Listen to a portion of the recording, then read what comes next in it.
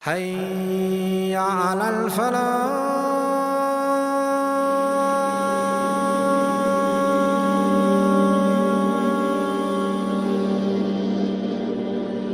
The story begins like this. Imam Malik was about 9 or 10 years old. He was a cheeky little boy when he was a child, and he didn't listen to his parents much. They had a bit of a hard time with him. He had pigeons and he used to herd pigeons. That's what he used to do as a child. When he was sitting at the dinner table, his father tested his children with a fiqh question, understanding of the laws. Malik didn't know the answer, but his older brother knew the answer quickly. His father said to Malik, the pigeons distracted you from knowing knowledge. And this struck Imam Malik right in the heart as a child. It angered him. It angered him to make a decision. Not to fight with his brother or to get jealous. The anger was the motivation. The other aspect was that his mother, when she saw that he was angry, she took him and made him take a shower. Then she dressed him with really nice clothing. And she put perfume on him, and she made him look really well-groomed, presentable, in the highest esteem. And she said to him, I'm going to take you to learn knowledge behind the Imams in Madinah. He said, but mother, I want to become a singer. He had a nice voice. But his mother was very smart and wise, and said to him, son, you know, singing is not just about the voice. Singing comes with good looks, and you don't have it. You don't have good looks, you don't have it. You don't have what it takes. Even though Imam Malik was very good looking. So she took him to the Madinah Masjid al-Nabawi. Over there he saw 70 Imams giving 70 different classes at once. She chose for him a particular scholar. She chose an Imam by the name of Rabi'a ibn Abdul Rahman. Rabi'atul Ra'i, the garden of the best opinions. The first thing his mother said to him was this. She looked him in the eye and said to him, son, I put you with this Imam not just so you can learn his knowledge. Before you learn his knowledge, I want you to learn his adab, his morals and his character. It was Eid time, and as students in Eid, they go and celebrate. Imam Malik, what's he doing? He's going to the house of Imam al-Zuhri.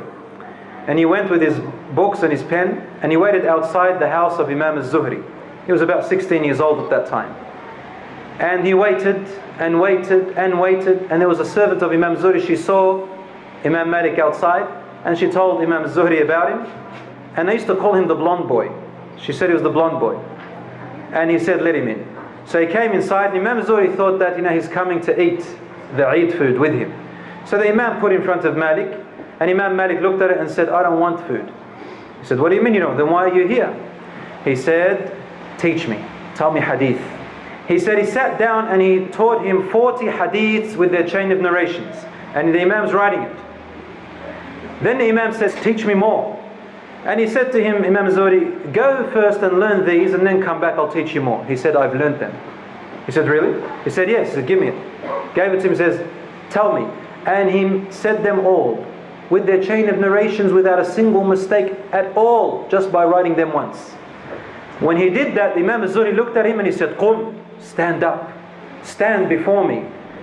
Stand, for you are one of the vessels of knowledge. You are one of the exceptions which Allah made. Allah bears witness of greatness to Himself, that there is no God worthy of worship but Him. And He bears witness to the greatness of His creation of the angels. And He bears witness to the importance and greatness of those endued with knowledge. Imam Malik ibn Anas. He was born in the year 93 Hijri in Madinah, about the year 760. The man of aura. The man whom when you looked at him, you cannot help yourself but give him respect. Even though his origin was from Yemen and he lived in Medina, he really stood out. He was a tall man, wide-chested, broad-chested man, wide eyes, strong-looking man. And he was blonde hair, white face, and some narrations say he had blue eyes. His beard was long until it reached his chest. He wore the most elegant and eloquent clothing. When you looked at him, even if you didn't know that he was an imam, his features strike you, and you find something inside of you forcing you to respect this man. His father was a tabi'i. He had 3 brothers and 1 sister. One of his brothers, older brother by the name of An-Nadir ibn Anas, he was the man of knowledge. They used to say, Malik, the brother of Imam Al-Nadir. When Imam Malik reached his position by the will of Allah, they started calling Al-Nadir the brother of Imam Malik. Imam Malik was a tabi'i. He met the people who met the Sahabas. The grandfather of Imam Malik, his name was Malik ibn Anas as well. And his great-grandfather was a Sahabi. His name was Abi Aamer. His grandfather Malik ibn Anas was a friend of Uthman ibn Affan radiyallahu anhu. Imam Malik started his knowledge at the age of 10 years. And he spent his whole life in Medina, in the land of the Prophet sallallahu alaihi wasallam. He never left Medina al-Munawwara, only to Mecca when he went and did Hajj or Umrah. He never even rode on a camel or any transport vehicle in his entire life when he was living in Medina. Because in his righteousness and love for the Prophet ﷺ and as a role model, he saw it disrespectful as an imam representing his deen in the highest esteem to lift himself off the ground out of respect for the Messenger ﷺ while his body was in the ground. When the khulafa, the rulers, when he went to meet them, and the rulers were in Iraq, in Baghdad and Kufa and those areas, he never left to see them there. Whenever he wanted to give them advice, he waited when they came to Hajj, to Mecca. If he was there, he'd meet them in their residential palaces. And when they came to Medina, he would go to the residential palaces and meet them there and advise them. He never went to a ruler for any need for himself or for any need of that ruler. The only time he ever went to the rulers or officials was for only one reason, was to advise them when they had erred. And this is the trait of all the imams, and especially the 4 imams. My brothers and sisters in Islam, Imam Malik learnt of his first teacher, Rabi'atul Ra'i, for 7 whole years dedicated to him. After that, he started with the famous Imam Abdullah ibn Hurmuz. Abdullah ibn Hurmuz was an ex-servant, slave. He graduated after 8 years from Ibn Hurmuz's school. There is another Imam that he learnt of, his name was Imam al-Zuhri. Ja'far radiallahu anhu was the grandson of Ali radiallahu anhu. And he was a very important figure who was the teacher of Imam Malik. And there is a school of thought called the Ja'fari madhab. I just want to mention one of Imam Ja'far's very famous quotes. He said, Allah subhanahu wa ta'ala destined for us things and He made them unknown. And what He wanted from us, He showed it to us. So why do you have to sit there and thinking of the future? Don't think of the unknown. Don't worry about the unknown and ask questions of the unknown. Think and worry about what you have that is known and work with it. When he went with these scholars, he used to try and play a game to win the scholar all for himself. So he used to bring some dates and stuff, and he would assign some of his mates, his friends in the class, and he would say, I'll give you some dates to persuade the students to go back home today. So they'd go back home and he'd be one with him or 1 or 2 people with this teacher, and so he'd have this teacher all for himself. And that's where Imam Malik began. He was a vessel of knowledge. And he loved hadith, he loved his teachers. He used to stand outside and wait for his teachers in the heat of the sun, right in the middle of the dhuhr when everyone else was at home, and he'd wait for his imam. One of his imams, Imam Ibn Hurmuz, he never liked people to stop him and ask him questions except at the time of his dars. But Imam Malik didn't settle for that. He tried to always work his way around. So he'd wait on that rock, and when the imam came out, he'd see him. And he'd rush after him very secretly. And the first thing he would do is he would say, Assalamu alaikum wa rahmatullahi wa barakatuh. The imam has to say, wa alaikum assalam. And he would say, yeah, imam, just about that hadith, can you just narrate that to me again? And about this masjid. He tried to get as many as he can from that imam. And the imam would have to answer him, as he was walking by. He excelled and mastered in his knowledge. But his sister became worried that, he used to stand a lot of hours in the sun. Sometimes he'd come back really sunburned. Her father said to her, don't worry daughter, he'll be alright. He is learning the hadith of Rasulullah sallallahu alayhi wasallam. Let him endure. And he actually became at the qualification of a mufti, one who can actually look at Quran and hadith by themselves raw and bring out new verdicts, new rulings for very new circumstances that haven't existed before. That's a mufti and a mujtahid. It's not very easy to be like that. When he was 21 years old, he became that mufti, and he said, I did not give any fatwa until I had 70 great scholars who had qualified me. These were 70 of the greatest imams, fuqaha, jurisprudence, scholars of Madinah, 70, who qualified him to be ready. They said, you are now ready to derive your own opinions, obviously based on dalil, from raw Quran and raw hadiths. That's something beyond measure. His way of thinking was a little bit different to Imam Abu Hanifa. In fact, very different to all the Imams. He didn't like to dwell into areas of controversial issues in Aqidah. And he didn't like to dwell into areas of ideological differences, such as what used to happen in Kufa with Imam Abu Hanifa, with the Mu'tazila and the Khawarij, philosophies of Greek theology and Aristotle's beliefs, such as saying today modernist views. He didn't dwell into them. In fact, he didn't need to do that because he was living in Medina. Imam Malik was a traditional man. He taught according to the actions and practices of the people of Medina. He was to look at the companions who lived in Medina, and his laws and school of thought revolves a lot around them. And one of his students by the name of Yahya ibn Yahya, he says, a man entered into our circle one day and he asked the Imam a question. He said, Ya Imam, Ar-Rahmanu ala al-Arsh istawa, the most merciful rose above his throne. That's literally what it says in the Quran. He asked, how did Allah rise? Imam Malik put his head down and the students could see him sweating out of anger. He was angry at that question. So Imam Malik looked up and he said to him, I don't know how above, but Allah is above, is not below. And asking this question is an innovation. And then he looked at him and he said to his students, get him out. They carried him out of the masjid quickly. And he said, I don't see you except an innovator or a mischievous person who wants to cause fitna. That's how we dealt with these issues. Imam Malik's fiqh, like every other scholar, including Imam Abu Hanifa, Imam Malik first looked at the Quran for solutions.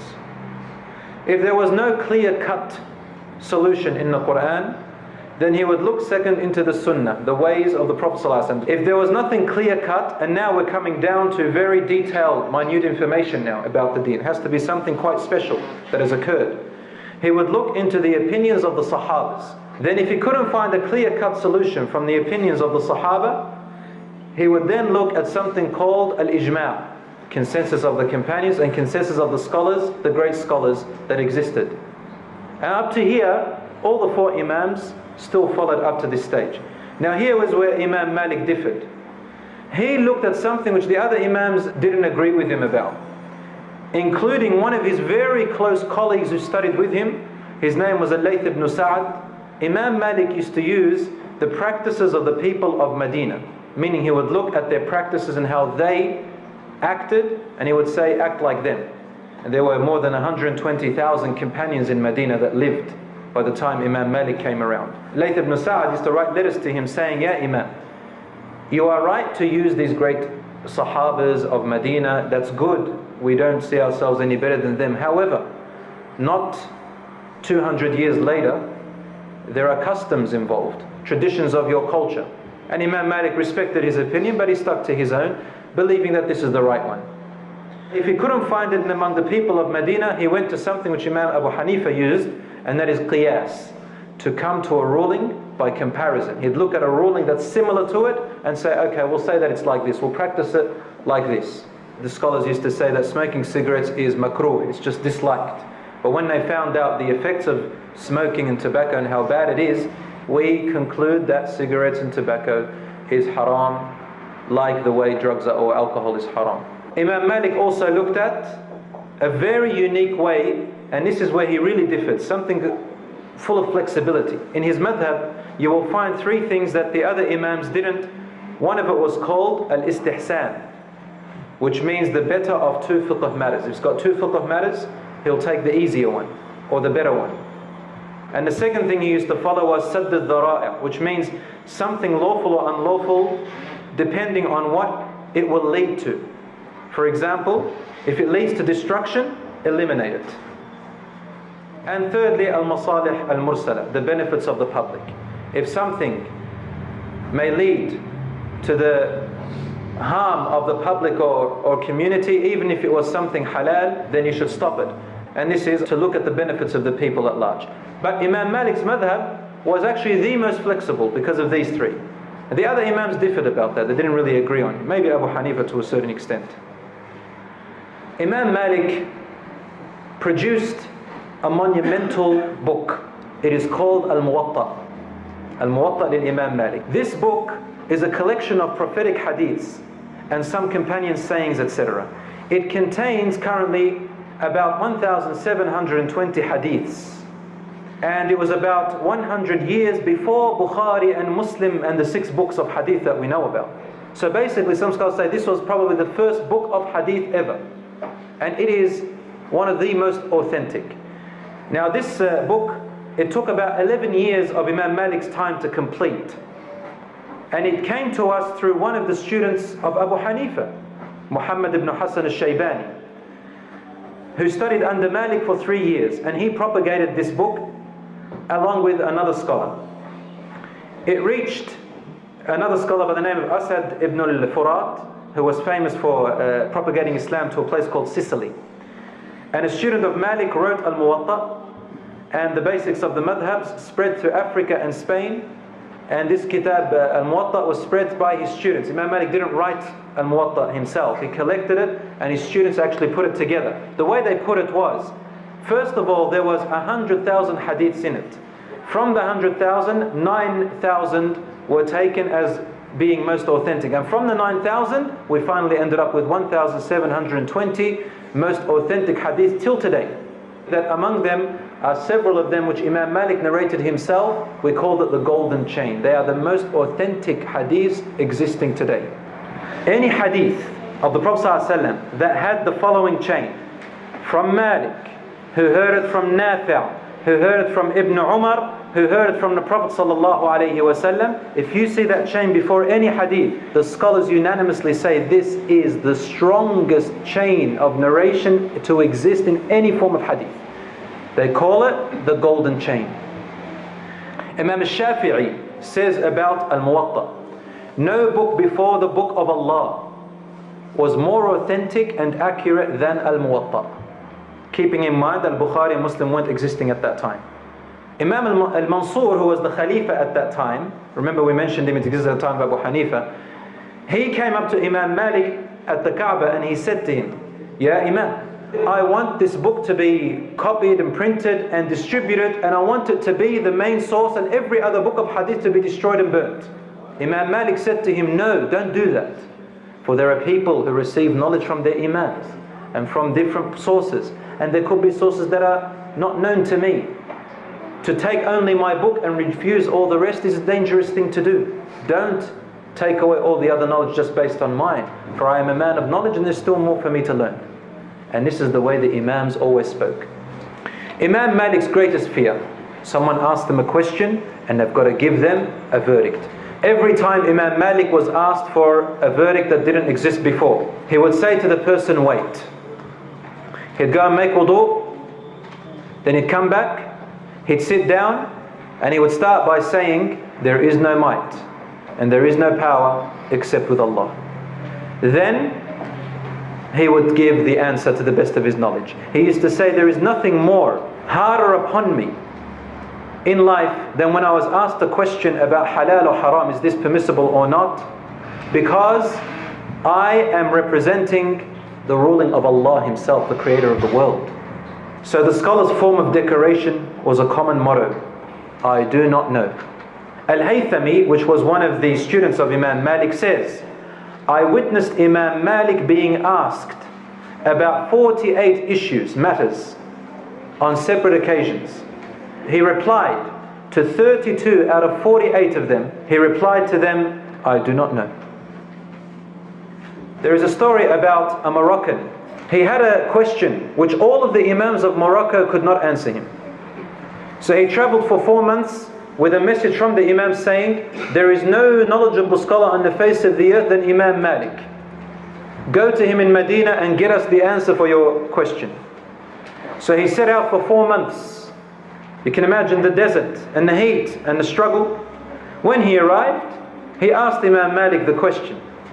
Imam Malik met and made wudu, came and sat down, said, La hawla wa la quwwata illa billah, stood up and said to him, give me till tomorrow. The next day he did the same thing and he sat down and he said to him, my answer is, I do not know. The Moroccan student stood up and said, Ya Imam, with all due respect, the Imams of Morocco are waiting for my answer and I've traveled 4 months. And now I have to return another 4 months. So how many is that? 8 months to get the answer. I can't say to them, the great Imam says, I do not know. Well then go and tell your scholars that Imam Malik says he doesn't know. The Moroccan went back and this is what he told them. I do not know. Because this can earn him this place in hellfire. If he knew that he had made a mistake, he'd gather his students and then he would clarify his mistake in front of all his students. That's something very heavy to do. Listen students, I said this before and I've made a mistake. This is what the correct answer is. In his circles, if anybody spoke while he is speaking, that would be forbidden. In his circles, he never allowed someone, he didn't like people asking, what's your daleel? They're asking him things which they don't understand themselves. Opposite to Abu Hanifa's circles, he used to encourage his students to discuss and debate. As for Imam Malik, who lived in Medina, the knowledge in Medina was different. It was quite strict and straightforward. And these ideologies of Khawarij and Mu'tazila and Greek philosophy and Aristotle's beliefs and stuff, they weren't in Medina. So Imam Malik was not interested in all those ideologies. Anyone who asked them, does Allah have a hand? Where is He? Which face is He directed? And all those thoughts, he never attempted to even answer them except in one way. Brief answers that made them be quiet, take it as it is and walk away. Where he used to sit was the same spot where the Prophet ﷺ used to sit and teach. It was the same spot where Umar radiallahu anhu, the Khalifa, sat and taught. He never in his life narrated a single hadith while standing. Imam Malik, before he ever said one hadith, he'd go and have a shower, or he'd make wudu, then he'd pray 2 rak'ahs, then he'd wear the best of clothing, put on the best of perfume, enter the masjid quietly and would not say a word until serenity and peace befell him. Wallahi, I'm not exaggerating. This is what his students say. He went to the seat of where the Prophet ﷺ used to sit and he sat there. Then he looked up at his students and he spoke the hadith with its narration. That's how Imam Malik narrated hadith. Imam Malik, he went against the norms, yes, of the scholars, which is to accept the gifts from the scholars. I'd like to say that all 4 Imams, even though they had different ways of dealing with the government, all of them got imprisoned and all of them got tortured, including Imam Malik, even with the way Imam Malik dealt with them. Imam Malik witnessed the fall of the Umayyad dynasty and the rise of the Abbasid dynasty. He witnessed 8 Khalifas in the time of the Umayyad dynasty and 5 Khalifas in the time of the Abbasid dynasty. He lived 90 years or 86 or 90 years, making him the longest living among the 4 Imams. The point is that Imam Malik was courageous, and this is proof that him taking the gifts did not mean that he was a government puppet like some of the scholars today. He was not a government scholar. Once Harun al-Rashid, he gave 3,000 dirhams to Imam Malik. And he said to him, when these 3,000 dirhams reach you, I want you to come immediately to my palace with my royal order. He had to leave Medina and go to Iraq, to Baghdad. Imam Malik never left Medina, and he insisted on never ever leaving it. A letter to come to me to Baghdad because of the 3,000 dinars. He sent the 3,000 dinars back, saying to him, I will never leave Medina. In other words, keep dreaming. So what did Harun al-Rashid do? To show you how much they respected him, he sent him double, 6,000 dirhams with no conditions. So Imam Malik looked at the wealth and looked at his students and says, the Prophet ﷺ says, whoever leaves something for the sake of Allah, Allah will give him something better. And he distributed among his students and himself. Just showing you that if he was a government scholar, would he say something like that? Never. Now, because of this truth, something happened, and he had to face a terrible ordeal. He clashed with the state. Every Imam clashed with the state. A revolution against Abu Ja'far al-Mansur began. And Imam Abu Hanifa was about in his 60s at that time. And the people who started this revolution were people from the Prophet's family. And the leader of the revolutionists was led by Muhammad al-Nafs al-Zakiyah, who was a descendant of Imam Hassan ibn Ali radiallahu anhu. And Imam Malik, he supported the leader of this movement. If Imam Muhammad al-Nafs al-Zakiyah, a great Imam, if he became the new ruler, then it would be better. This is what Imam Malik thought on the inside. What happened was, the governor of Medina, so he started going around basically forcing the people to pledge allegiance for him. And the people didn't like this, so the revolution increased. One day someone asked the Imam Malik a question, which had a political motive behind it. And Imam Malik knew this, is very smart. The question was, if a man was forced to divorce his wife, and he divorced her, does the divorce count? Imam Malik said, in fiqh and Islam, nothing is valid out of force. So the Khalifa found out, and he sent news for the Imam to stop saying what he was saying, and never to repeat that rule, that verdict again. The Imam replied, I cannot conceal knowledge if I know it.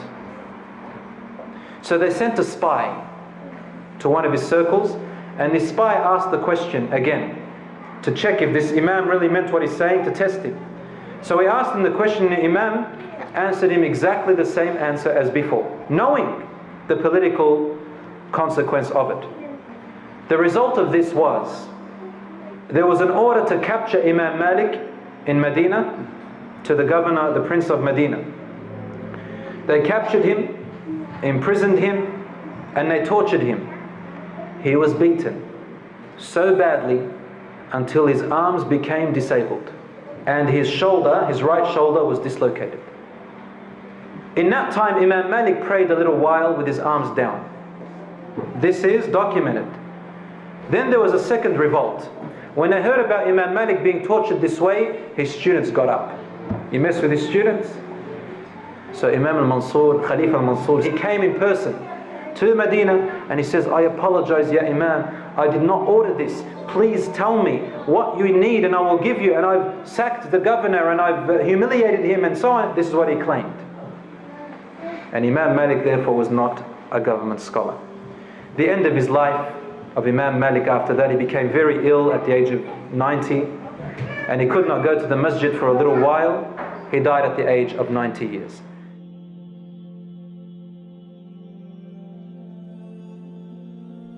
A young man, the age of about 13 years old, in the time of Imam Malik, when Imam Malik was in his middle ages, a young boy by the age of 13, his mother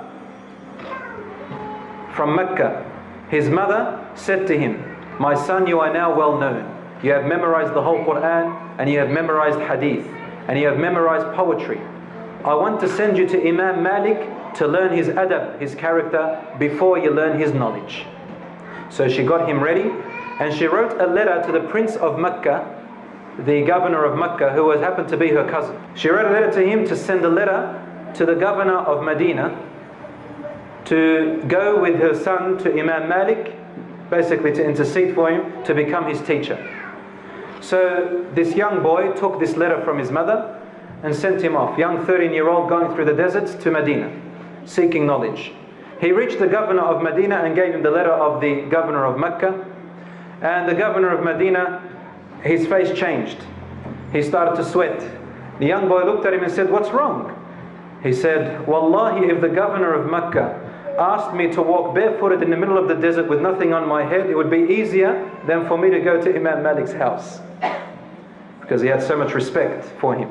So the boy innocently said to him, "Well, you don't have to go to him, make him come to you." The governor of Medina laughed and he said, "Come on, let's go." So he went to Imam Malik's house. They knocked on the door and the housemaid, the servant of Imam Malik, answered, and they asked for Imam Malik. She said to him, "Listen, if there is a religious question, right now is not the time. Write it on a paper and he will answer it for you. If you want to learn hadith, go to his circles of dars, they'll be in a certain time. And if it's a government issue, this is not the time, there's another time for it." So the governor of Medina says, "I have a letter for him from the prince of Mecca." So then the young boy says, a big, tall man, blonde, white, colored eyes, unexpected from the people of Medina, came to the door. Says, I looked up at him and the servant lady brought him a chair, he sat on it. And then he said, "What does the governor of Mecca want from me?" And the governor of Medina just gave him the paper without a word. When Imam Malik read this paper, he threw the paper away saying, "La hawla wa la quwwata illa billah." Has it come to this that knowledge now needs connections? He looked at the young boy and the young boy said to him, "May Allah straighten the path of the Shaykh." He said to him, "I am from the lineage of the Prophet sallallahu alaihi wasallam." So now, basically, he obliged the Imam to listen to him. "Ana Qurashi. I have memorized the Quran at the age of 7. And your Muwatta, the whole of it, I've memorized it with its chain of narrations by the age of 10. My mother sent me here to learn from you." Imam Malik looked at him and said, "O young boy, fear Allah and stay away from sins.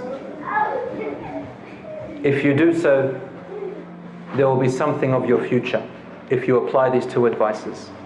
Does anyone know who the young boy was? He was Imam Muhammad ibn Idris al-Shafi'i.